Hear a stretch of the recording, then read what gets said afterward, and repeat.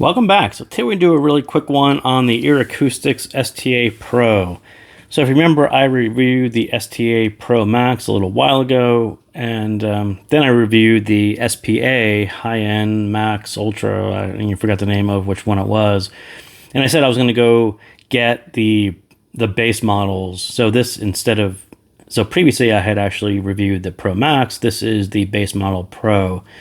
So I think the faceplate and the build, I think the build is actually very similar, same build there, but the faceplate is actually very cool. It probably looks a little better on camera than it does in person.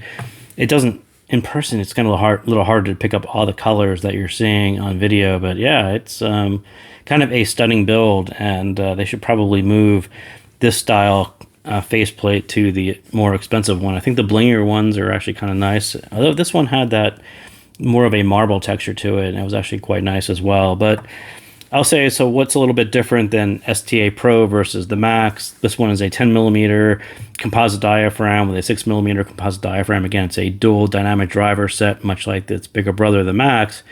But the difference is the Max actually used two different drivers. That one was a 10 millimeter LCP diaphragm, and then had a 6 millimeter titanium plated diaphragm. So configuration is about the same, but I think the specific drivers are actually very different. So which is better for me? I think I will easily take Pro Max over the base model Pro. And I will say what really made Pro Max a little bit different for me, and kind of what I talked about in the review and what I saw come out in other people's reviews and impression is that Pro Max is a little bit special because it is a heavier base set. It kind of leans back onto the TFZ style, big V shape, big base set, but it had a little bit more clarity to it. It is actually very nice drivers.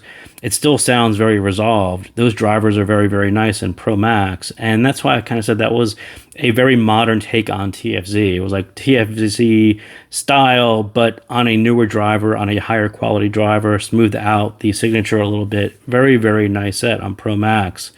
So I will say that Pro, when you look at the graph, you can kind of see what they did here. So they kept about the same base shelf, and then peaked out. There's more upper mids, and there's a little bit more treble on Pro Max, on the Pro, I mean. And I will say that essentially lost the fun balance, because now it sounds a little bit heavier here. They kind of dragged it a little bit brighter. Instead of having that TFZ style, heavier bass style, they kind of poked in a little bit more brightness to it, and it lost that fun balance. It lost the fun low end, because now you hear this over this. And they tried to compensate for swapping drivers with more upper mid. And I think that's sort of what I find the hardest thing to kind of swallow on this one is it doesn't quite sound the same as Pro Max. The two drivers really aren't the same. And so I think the better choice, and I don't know if Pro Max is the only one that used these drivers, if there's an intermediate model, but I would say don't pick up the base model. Go pick up the one that has the LCP and the titanium. On paper, I think this actually makes a lot of sense. You're like, well, we're going to swap the drivers. These drivers aren't as resolved as the nicer drivers, so we're just going to poke in a little bit more detail and a little bit more resolution with just a little higher level. And that's literally what it sounds like, but it doesn't quite translate that way. It doesn't sound the same. I think Pro Max is kind of a stunning set in this way. It's kind of a defining characteristic of it, as I said, and you can't just kind of poke in a little bit extra level there and get the same effect that you do on nicer drivers. So again, this one doesn't really volume scale like STA Pro Max. It doesn't sound as resolved. It sounds a little less resolution, not really as much detail. Generally, it just sounds like a more affordable set that changed the drivers. So again, I'll just say that for me, I will stick with the Pro Max, but I was kind of curious what it sounded like, and there you go. So again, thank you guys for tuning in, and I will see you next time.